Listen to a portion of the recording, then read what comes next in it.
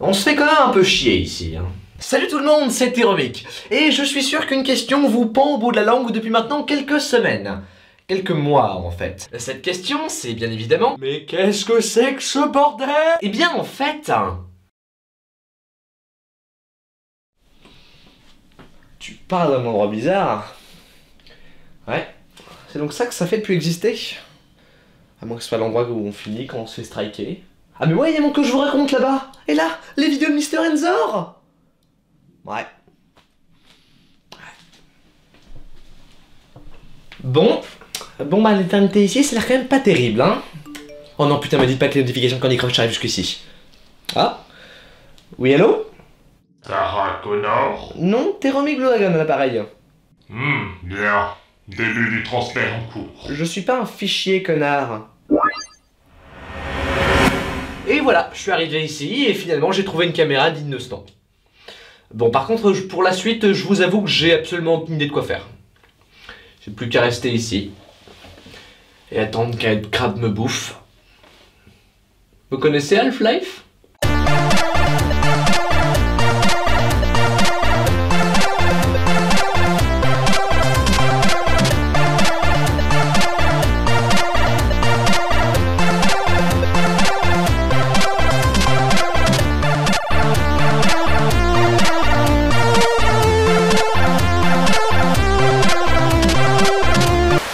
Half-Life, dont le titre désigne le procédé de désagrégation naturelle d'un élément radioactif, est un FPS développé en 1998 par Valve, composé à ce jour de 3 principaux volets, Half-Life 1, Half-Life 2 et Half-Life 2 épisodes 1 et 2. Viennent également les opus Opposing Force et Decay, qui se passent dans l'histoire d'Half-Life 1, mais où l'on incarne d'autres personnages ayant leur importance, comme l'agent Shepard ou le scientifique Barney, et qui apportent tous deux des précisions sur le déroulement de l'intrigue. Le jeu est développé sur le moteur Gold Source, une version modifiée du moteur Quake Engine utilisé pour Doom et Quake. Donc déjà, on part avec le must du FPS. Bon, avant d'aller plus loin dans cette chronique, il faut que je vous explique un petit truc sur moi. Je pense que je suis un grand nostalgique de l'âge d'or des first-person shooters à la toute fin des années 90. Par exemple, je suis un fan incontestable de Quake 3 et de Battlefront 2, tandis que j'ai beaucoup plus de mal avec des jeux comme Counter-Strike ou Battlefield. Et ça, pour deux raisons. Tout d'abord, je trouve toujours les FPS de ces dernières années lents, ennuyeux et beaucoup trop axés sur le pro-gaming. Ce qui pour moi est un comble quand on sait que de nos jours, de plus en plus de gens jouent à la manette. Parce que, oui, premier conseil, si vous voulez devenir joueur professionnel, vous prenez votre manette, vous la rangez tout en haut de votre armoire, et vous ressortez votre bon vieux clavier souris. Le jour où on aura du CSGO à la manette en e-sport, eh ben on sera tombé bien bas. Ensuite, je considère que la caractéristique première d'un bon FPS, c'est d'être facile à prendre en main tout en restant difficile à maîtriser complètement. Et ce doit en plus de ça d'être soit assez énergique, soit assez stressant pour arriver à nous tenir en haleine tout au long de la partie. Pour être plus clair, je vais faire une comparaison entre Quake 3, que je considère comme un chef-d'œuvre en la matière, et Counter-Strike, qui est pour moi un jeu correct, mais bien représentatif du problème. Quake 3 est un jeu ultra nerveux et dynamique, au graphisme ayant assez bien vieilli puisque contribuant à l'ambiance rétro / post-apo du jeu. Les parties s'enchaînent à 200 à l'heure, les personnages sont complètement délirants sans être grotesques, les maps tiennent du chef-d'œuvre de level design, les armes répondent plutôt bien, et seul l'IA des bots n'ayant pas l'intermédiaire entre gros noobs et pro gamers arrivera à vous faire décrocher. En somme, un très bon FPS qui cumule skill et action effrénée. De l'autre côté, on a Counter-Strike Global Offensive, un très bon jeu de ces dernières années qui a déjà fait ses preuves notamment dans l'e-sport. L'équilibrage est correct, on enchaîne les parties sans trop se poser de questions. Cependant, j'ai beaucoup de mal à considérer CSGO comme un bon jeu. Je trouve le rythme trop calme pour un FPS, les armes ne procurent jamais une once de satisfaction lorsqu'on les utilise, et on se fait constamment marcher dessus par des gens plus forts que soi à cause du matchmaking dégueulasse. Attention, tout de même, je tiens à modérer mes propos. Et déjà parce que sinon je vais me faire taper dessus par le reste des Houstons, mais aussi parce que j'aime bien Counter-Strike. Mais je trouve que comme beaucoup d'autres jeux du même genre sortis ces dernières années, il a perdu ce côté délirant et nerveux d'antan qui faisait pour moi l'essence du FPS. Bon enfin, après vous pouvez vous dire que je suis qu'un gros con nostalgique, ce qui est en partie vrai, mais je m'en fous, j'ai raison, pour moi en matière de first person shooter, c'était mieux avant. Enfin bref, désolé pour cette longue parenthèse, on revient sur le sujet initial. Donc, l'histoire d'Half-Life commence dans un monde prédystopique dans lequel le joueur incarne Gordon Freeman, chercheur et scientifique du complexe top secret de Black Mesa, installé dans une ancienne base militaire désaffectée sous la surface. Celui-ci participe à une expérience sur un mystérieux échantillon de cristal qui le fait accidentellement ouvrir une faille interdimensionnelle vers le monde parallèle de Xen. Un monde peuplé de créatures pas très sympas. Et à partir de là, on peut dire que Gordon Freeman va passer une très mauvaise journée. Une très mauvaise journée. vu qu'il va devoir se débattre face à une horde de headcrabs, de vortigantes, de militaires, ou tout autre truc dégueulasse qui veulent te bouffer les entrailles. Une très mauvaise journée. Autant de trucs parfaits pour faire un bon FPS.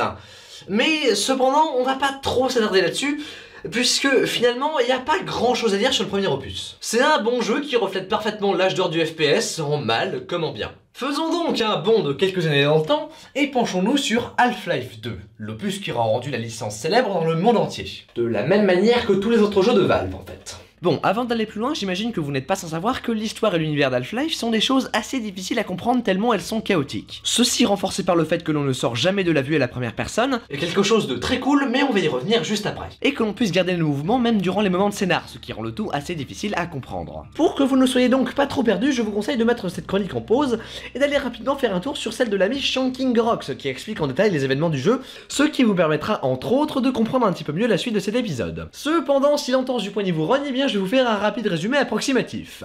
Alors attention, spoil! Dans sa concurrence avec Aperture Science, Black Mesa pousse les machines à leur limite lors d'un test sur un cristal étrange, ce qui crée une tempête de portails reliant la Terre au monde parallèle de Xen, un endroit rempli de créatures pas très commodes comme les headcrabs ou les vortigantes, un peuple esclave d'une organisation extraterrestre appelée le Cartel. Tout ce beau monde s'introduit par le portail et commence à tuer tout le personnel de Black Mesa. Gordon Freeman arrive cependant à s'en sortir et à appeler l'aide du gouvernement, qui décide cependant d'étouffer l'affaire en envoyant tout un tas de soldats pour faire exploser la station de Black Mesa. Des gens adorables. Tandis qu'un mystérieux personnage du nom du G-Man observe la suite des événements. Sauf qu'il faut plus qu'une bombe nucléaire pour arrêter Gordon Freeman, qui se fraye un chemin à travers toute la station de Black Mesa en butant Marines et Aliens. Dans le même temps, il cherche avec ses collègues scientifiques un moyen de refermer le portail vers Xen. Et pour cela, il se rend à la station Lambda où il utilise un téléporteur pour se rendre sur Xen justement, et détruire la source d'alimentation des portails. Il réussit en libérant par la même occasion les vortigantes du joug du cartel, pour ensuite se faire mettre en stase par le G-Man, qui a observé de loin toute la suite des événements de Black Mesa, et qui semble porter une attention toute particulière à Gordon. L'histoire reprend une vingtaine d'années plus tard lorsque Gordon Freeman sort de sa stase pour se rendre compte que malgré ses précédents efforts, le cartel a réussi à envahir la Terre et à mettre la race humaine en esclavage. Après s'être fait sauver par son ancien collègue Barney que l'on incarne dans l'opus Decay, il fait la connaissance d'Alix, la fille d'un autre de ses collègues, le professeur Eli Vance. Après un léger ratage, il renfile sa combinaison et attrape son pied de biche pour aller de nouveau tuer du méchant. C'est ainsi que commence Half-Life 2, l'opus qui aura ancré pour de bon la licence dans la culture geek et imposé Half-Life comme une référence du FPS. Et c'est sur celui-ci qu'on va s'étendre aujourd'hui. Enfin, voilà, c'est la fin du spoil. Bon, vu qu'on ne change pas une équipe qui gagne, on va commencer par la technique. Sur ce point de vue, Half-Life 2, comme le reste de la licence, fait un sans faute. Le jeu est fluide, dynamique, les niveaux et les chapitres s'enchaînent parfaitement dans des décors intelligemment élaborés, les musiques savent se faire discrètes pour laisser place à l'action, même si pour le coup elles en deviennent donc un petit peu oubliables, sauf bien sûr celle-là. Ah, c'est les musiques comme ça avec l'intro de la PlayStation qui sont du vrai porn pour les oreilles. Le tout enrobé dans de très bonnes mécaniques de gameplay rend le résultat des plus prenants et agréables. D'autant plus que Half-Life 2 fait très bien son boulot de suite vu qu'il corrige les quelques défauts du premier opus, comme la mauvaise réponse des armes par exemple. Ce qui au passage était un comble pour un jeu tournant sur le même moteur que Quake. Bien, ça c'est fait, l'histoire maintenant. Et pour cela on va devoir reparler un petit peu de moi.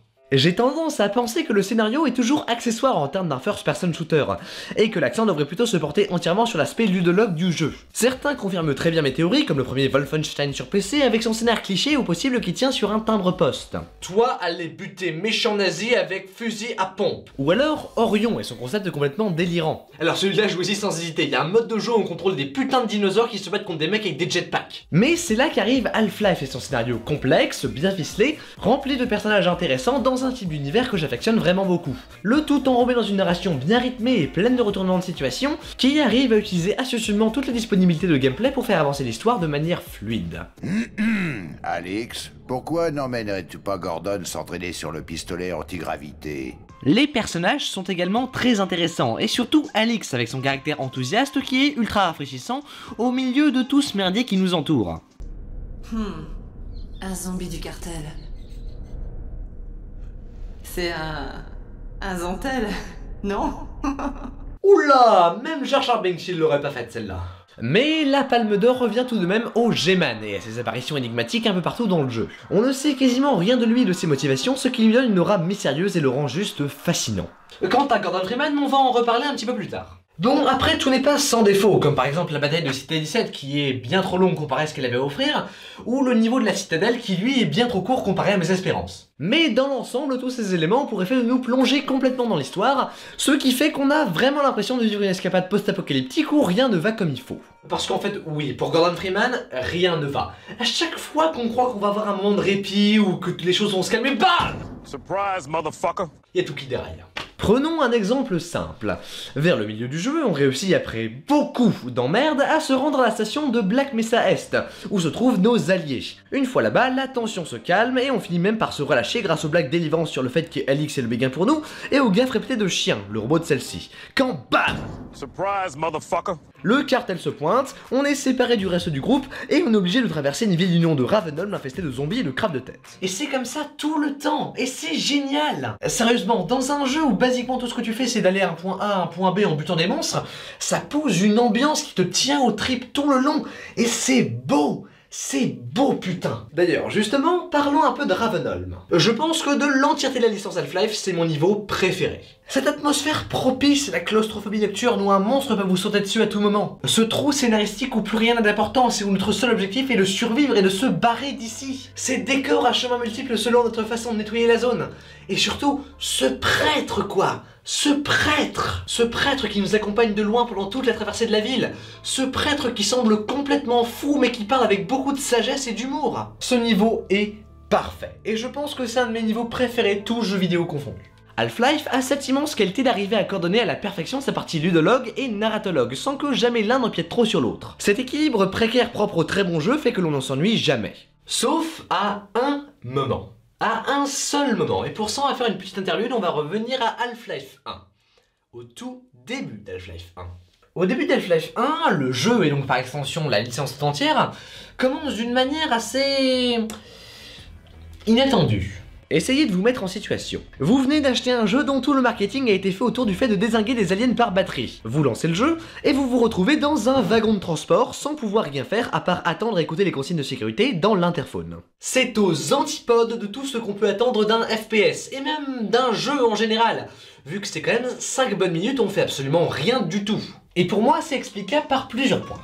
Tout d'abord, il faut savoir que cette scène de quasi-non-jeu ne s'arrête pas à la sortie du wagon, mais continue encore pendant une bonne dizaine de minutes où l'on se balade dans le complexe avant d'entrer dans la salle de test et provoquer l'incident de Black Mesa. Et selon moi, toute cette première partie en contraste avec le reste du jeu sert en quelque sorte à nous donner un but. Le jeu consistant en une série d'événements les plus désastreux les uns que les autres et où tout ce qu'on entreprend va plus ou moins foirer, on finit par, au-delà de vouloir sauver le monde, retrouver cette paix et cette tranquillité que l'on a connue au début de l'histoire. Ce qui renforce ce sentiment de satisfaction à la fin d'Half-Life 2, avant les 3 dernières minutes. Mais surtout, ça nous donne à nous, joueurs, une toute nouvelle motivation pour finir l'histoire. Une motivation qui est, elle, propre au jeu vidéo. Je suis de ceux qui pensent que le jeu vidéo a ouvert une toute nouvelle porte sur la façon de raconter des histoires, que ce soit par le gameplay ou par les différents codes qu'il a engendrés, le meilleur exemple sorti dernièrement étant Undertale. En son sens, Half-Life utilise ce support pour impliquer au maximum le joueur dans ce qu'il entreprend, notamment par l'absence de cinématique, la vue FPS constante, ou par le fait que Gordon Freeman ne prononce pas un mot de tout le jeu. Ce qui est, quand on y pense, assez badass, puisqu'il renverse le cartel et sauve le monde sans avoir à prononcer un seul mot. De plus, cela relève vraiment de l'exploit au niveau de l'écriture, puisque le dialogue arrive à rester fluide et dynamique malgré que le personnage principal ne parle pas. Vous n'êtes pas très causant, hein? Cette méthode de donner une motivation propre aux joueurs entre dans cette même catégorie, et augmente par conséquent notre implication dans l'histoire, si bien que l'on finit par se plonger complètement dans son personnage, et donc dans le jeu en lui-même. C'est donc grâce à toutes ces qualités qu'Half-Life a réussi à se placer en tant que véritable classique du 10e art, en créant par la même occasion la plus grande attente de toute l'histoire du jeu vidéo. Half-Life 3. Half-Life 2 épisode 2 se terminant dans un horrible cliffhanger, les fans s'estimèrent en droit de réclamer une suite. Demande qui reste encore aujourd'hui 10 ans plus tard sans réponse de la part de Valve qui semble avoir placé la licence dans la Gaben Curse. La Gaben Curse est l'un des nombreux noms donnés à la situation de Stas dans laquelle sont la plupart des jeux de Valve, tels que Portal, Left 4 Dead, Team Fortress et Half-Life justement. Ces licences ont toutes en commun d'être devenues célèbres grâce à leur deuxième opus, mais d'avoir été mis en stand-by depuis que Gaben, le PDG de Valve, daigne nous informer de quoi que ce soit à leur sujet. Et dans le cas d'Half-Life 3, le phénomène a pris tellement d'ampleur qu'il est devenu un des plus gros mèmes sur internet à ce jour. Vu que ça dure depuis maintenant 10 ans, et je sais pas si vous vous rendez compte, mais 10 ans sur internet, c'est super long. Par exemple, vous vous souvenez du Gangnam Style? Eh ben c'était seulement il y a 4 ans, et tout le monde l'a déjà oublié depuis belle lurette, j'ai l'impression. C'est cette hype, cette exaltation devant un aussi bon jeu au gameplay trépidant, à l'histoire passionnante et la jouabilité infinie, la vraie, celle dont on ne se lâche jamais, que les fans ont pu garder aussi longtemps cette passion dans leur cœur et clamer haut et fort leur attente pendant si longtemps. Au-delà de cette simple blague que seuls qui n'y ont jamais joué font, il y a vraiment des gens qui attendent Half-Life 3.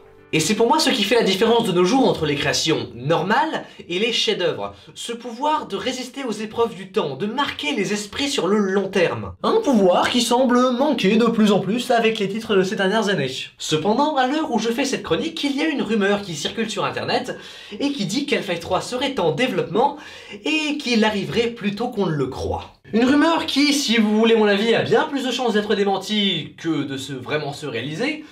Mais bon, je vais vous répondre ce que tout fan d'Half-Life vous répondra si vous lui posez la question. I want to believe.